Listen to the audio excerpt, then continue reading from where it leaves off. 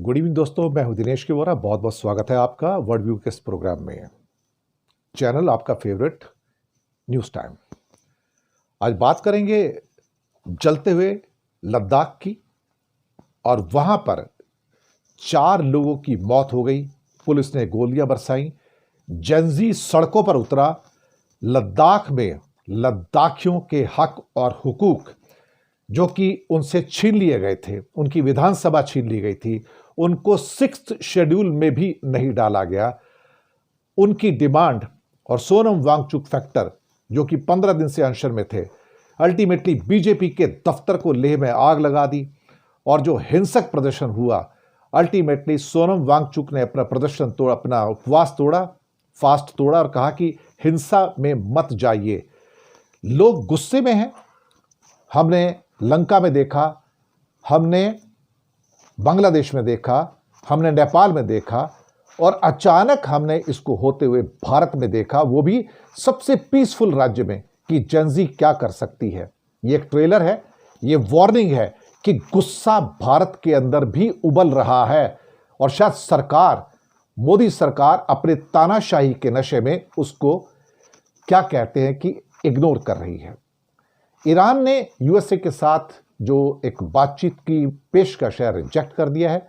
Erdogan ने एक बार फिर से, टर्की ने कश्मीर का इशू उठाया यूएनओ के अंदर, और चाइना ने यूएसए के ऊपर यूएनओ के अंदर अटैक किया बड़ा, क्योंकि अमेरिका की स्पीच जो थी उस पर चाइना को लपेटा था। तो चाइना ने भी अच्छा खासा चीन को, अपना अमेरिका को, ट्रंप को लपेटा है। तो आप सबका बहुत बहुत स्वागत है दोस्तों, और आप सबको नमस्कार, गुड इवनिंग, सत श्री अकाल और आदाब। दोस्तों, जो लद्दाख में हुआ, मुझे लगता है कि एक ट्रेलर है। जो लद्दाख में हुआ एक वार्निंग है। 4 लोगों की पुलिस ने गोली मार के, या सुरक्षा बलों की गोली में जिनकी मौत हो गई, कहीं ना कहीं इस बात को अब शायद सरकार के अंदर महसूस किया जा रहा है कि लोगों के अंदर तानाशाही के खिलाफ, और खास तौर से जो वादा खिलाफी है, उसके खिलाफ गुस्सा उबल रहा है। 2019 की बात है, जब 370 वापस ले ली गई थी, धारा 370, और उसके ऊपर काफी बवाल बचा। यहां तक तो ठीक था, लेकिन उसके बाद मोदी सरकार ने स्टेट के 2 टुकड़े कर दिए, एक लद्दाख बना दिया और एक साथ में क्या कहते हैं कि कश्मीर का अलग बना दिया। उसके बाद इन दोनों से इनका स्टेटहुड छीन लिया और इनको यूनियन टेरिटरी बना के अपने अंडर में ले लिया। साथ में लद्दाख के साथ एक और इस केंद्र सरकार ने गद्दारी की कि उनकी विधानसभा जो कि उनकी असेंबली होती है, वो भी छीन ली, और वहां पे अपनी एक हिल काउंसिल बना दी, ताकि उनकी जो जरूरतें हैं उनको हम पूरा करेंगे। यानी कि उनसे जो उनका डेमोक्रेटिक राइट था वो भी ले लिया गया। और ना जाने कब से लद्दाख के और कारगिल के लोग कह रहे थे, हमारी विधानसभा वापस करो, हमारी स्टेटहुड वापस करो, हमारा राइट, हक और हकूक वापस करो, लेकिन कोई सुनने को तैयार नहीं। वहां पर दरअसल कई मीटिंग हुई, जो केंद्र सरकार की, मोदी सरकार के लोग आते थे और बातचीत करके चले जाते थे, एक फॉर्मेलिटी पूरी करते थे, एक रेड लाइन लेके आते थे, हम तुमको 6th शेड्यूल में शामिल नहीं करेंगे, तुम्हें जो करना है कर लो, हम तुम्हें वो हक नहीं देंगे जो भारत के बाकी राज्यों के अंदर विधानसभा के अंदर अपने रिप्रेजेंटेटिव को चुनने का होता है, हम तुम्हें तुम्हारा मुख्यमंत्री नहीं देंगे, तुम उस बात की उम्मीद नहीं कर सकते हो। यही कश्मीर के साथ भी किया गया। लद्दाख के अलावा वहां विधानसभा तो रहने दी, लेकिन स्टेटहुड वापस ले ली गई, और सारे जो एक किस्म से कहा जाए जो हक और हुकूक थे उनसे छीन लिए गए। और कई दौर की बातचीत, लेह एपेक्स बॉडी और कारगिल डेमोक्रेटिक अलायंस की बातचीत केंद्र के साथ हुई। 6th शेड्यूल के अंदर शामिल करने की डिमांड जो सोनम वांगचुक कई बार करते रहे हैं, उसको हमेशा देखा जाए तो सरकार ने इनकार कर दिया कि ये रेड लाइन है, मैं तुम्हें नहीं दूंगा। शायद मोदी सरकार ये दिखाना चाहती थी कश्मीरियों को, लद्दाखियों को, कि तुम्हारी औकात कुछ नहीं है, तुम लोग कुछ नहीं है उस भारत के अंदर, हम जैसे चाहें तुम्हें रूल कर सकते हैं, हम चाहें तो तुम्हारा स्टेट तोड़ दें, हम चाहें तो स्टेट तोड़ के उसको यूनियन टेरिटरी में कन्वर्ट कर दें, हम चाहें तो उसकी विधानसभा भी वापस ले लें, हम चाहें तो वहां पर तुम्हें मुख्यमंत्री भी लेने की आजादी छीन लें। दरअसल इस किस्म की जो गद्दारी हुई है उनके साथ, और मोदी सरकार ने, मोदी ने खुद आकर कहा था कश्मीर के विधानसभा के चुनाव में अभी कुछ समय पहले कि आपकी स्टेटहुड मैं वापस करूंगा, मैं वादा करता हूं। आज 6 साल हो गए हैं 2019 के बाद, जब 370 स्क्रैप किया था, मैं आपको स्टेटहुड वापस करूंगा। लेकिन अब कह दिया मैं स्टेटहुड वापस नहीं करूंगा, आपके हालात ठीक नहीं है पहलगाम के बाद, हम आपकी सिचुएशन कॉम्प्लेक्स है और देश के लिए ठीक नहीं होगा, हम आपको नहीं देंगे। तो केंद्र सरकार की जो गद्दारी है कश्मीरियों के साथ में, लद्दाखियों के साथ में, कारगिल के लोगों के साथ में, ये अपने आप में बहुत महत्वपूर्ण है।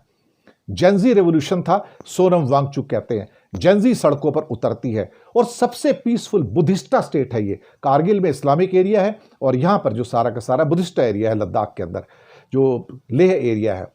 आप सोचिए यहां पर सबसे पीसफुल लोग जब सड़कों पर निकलकर हिंसक हो जाएं, वायलेंट हो जाएं, तो आप समझिए ये ट्रेलर है। आप समझिए कि कोई बड़ी चीज हो सकती है और कोई ये ना समझे कि जो श्रीलंका में हुआ, बांग्लादेश में हुआ, नेपाल में हुआ, यहां नहीं हो सकता। नेपाल में 20 लोग शुरुआत में मारे गए थे, यहां भी 4 लोग मारे गए हैं सुरक्षा बलों की सो कॉल्ड फायरिंग के अंदर। आप सोचिए, मुझे लगता है कि इन लोगों की मौत, जो कि वहां के जेंजी के सदस्य हैं, शायद इनकी जान का जाना बहुत दुखद है। और सोनम वांगचुक ने कहा कि शायद 3 से 5 लोगों की जान चली गई। कुछ लोग 4 कह रहे हैं, कुछ लोग 5 कह रहे हैं, अभी कंफर्मेशन नहीं है, लेकिन जान गई है और यह सुरक्षा बलों की गोली में जान गई है। यानी कि अल्टीमेटली केंद्र सरकार ने फैसला किया कि आप ऐसा करोगे तो भाई साहब फिर मेरी गोली भी वैसी चलेगी जैसे केपी शर्मा ओली ने नेपाल में चलाई थी। यानी कि बंदूक के बल पर आप राज करना चाहते हैं, आप तानाशाही चलाना चाहते हैं। महबूबा मुफ्ती का एक स्टेटमेंट आता है कि भारत सरकार को सोचना पड़ेगा कि 2019 के बाद क्या बदला है। कश्मीर अशांति थी ना, लद्दाख तो शांत था, लेकिन वहां पे लोग क्यों गुस्से में हैं? उन्होंने वहां बीजेपी के दफ्तर में, पुलिस की गाड़ियों में, हिल काउंसिल के दफ्तर में आग लगाई, क्यों? अल्टीमेटली आप सोचिए, सबसे ज्यादा पीसफुल कम्युनिटी लद्दाख की, अगर वो गुस्से में है सड़कों पे, तो क्यों गुस्से में है? ओमर अब्दुल्ला ने कहा कि लद्दाख को राज्य का दर्जा दिया और पीछे हट गए, हम ठगा हुआ महसूस कर रहे हैं। ये दिल्ली में से आपको कुछ नहीं देने वाले भाई, ये आपको ठगेंगे, ये झूठे वादे करेंगे।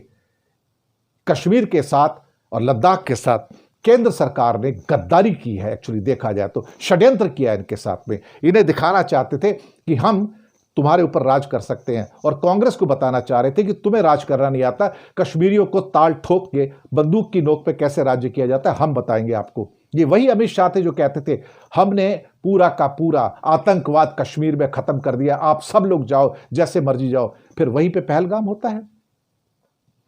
दरअसल ये बड़ी बड़ी डींगे, ये हाँकना, ये इन गुजरातियों का काम है। मैं आपको बताऊं, भगवान इन गुजरातियों से इस देश को बचाए, रक्षा करे, बस यही मैं कह सकता हूं। क्योंकि आज जो लद्दाख की सड़कों पर हुआ, भगवान ना करे वो बाकी सड़कों पे हो हिंदुस्तान की, लेकिन ये चिंगारी वहां से निकली है, पहाड़ों से, जहां से कभी किसी ने कल्पना नहीं की थी।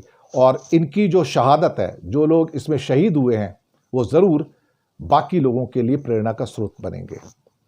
इसके साथ ही एक दूसरी खबर पे आते हैं। Iran rejects the talk with USA. America से कोई सीधी बातचीत नहीं होगी, और ये कहने वाले और कोई नहीं बल्कि आयतुल्ला खमनई हैं। उनका कहना है कि तुम हमारे ऊपर सैंक्शन लगाने की बात कर रहे हो, जितना बोलना है आप बोल लो, मैं आपके साथ कोई बातचीत नहीं करूंगा। और पेजेश्किन साहब, जो कि क्या कहते हैं कि संयुक्त राष्ट्र संघ की बैठक के लिए न्यूयॉर्क गए हैं, वहां पर ये सब चीजें हो रही हैं। तो ईरान के जो लीडरान हैं, खासतौर से खमनई साहब ने कहा कि हम आपसे कोई बातचीत करने को तैयार नहीं है, आपको जो करना है आप कर लीजिए। पेजेश्किन साहब, जो कि प्रेसिडेंट हैं, इस टाइम न्यूयॉर्क में है यूएनओ की मीटिंग के लिए वहां पर, और साथ में कहा कि हम आपकी सैंक्शंस या आपके दबाव में आने वाले नहीं हैं, और सीधी बातचीत से हम इनकार करते हैं और हम आपसे बातचीत नहीं करेंगे। अब इसमें जो ईरान के जो फॉरेन मिनिस्टर है अब्बास अरागची, उन्होंने यूरोप के लोगों से भी बात की और ये कहा कि आपके ऊपर सैंक्शंस लग सकते हैं। उनको वो कहते हैं जिसको जितने सैंक्शन लगाने हैं लगा लो, हमें कोई फर्क नहीं पड़ता, हम उसके लिए तैयार हैं। वैसे भी हमारे ऊपर सैकड़ों सैंक्शंस लग चुके हैं, लेकिन उससे हमें कोई फर्क नहीं पड़ता, हमारी ज़िंदगी जो जैसे चल रही है वो वैसे खास तौर से चलती रहेगी। मुझे लगता है कि ये एक किस्म से चेतावनी भी है, और कहा जा रहा है कि जो इंटरनेशनल एटॉमिक एनर्जी एजेंसी के द्वारा कि उसको दरवाजे के बाहर बांधे हुए, क्या कहते हैं कि पेट होता है ना अमेरिका का, उसको बाहर बांध के रखा हुआ है। और आयतुल्ला खमनई का ये कहना मैं उनकी इस बात का समर्थन करता हूं कि अमेरिका को जवाब दिया जाना चाहिए। इसके अलावा टर्की के प्रेसिडेंट ने कश्मीर का मुद्दा फिर से उठाया है और यूनाइटेड नेशन में भारत और पाकिस्तान की सीज फायर का भी जिक्र किया और ये कहा कि हम चाहते हैं कि कश्मीर का मुद्दा यूनाइटेड नेशन के थ्रू बातचीत के जरिए हल होना चाहिए। भारत हमेशा से मानता आया कि ये मुद्दा बाइलेटरल है और वो सिर्फ हम पाकिस्तान के साथ बैठ के ही सुलझाएंगे, हम किसी भी इंटरनेशनल या थर्ड पार्टी को शामिल नहीं करेंगे। लेकिन पाकिस्तान के जितने करीबी रहे हैं वो हमेशा कश्मीर का मुद्दा यूनाइटेड नेशन के अंदर उठाते रहे हैं।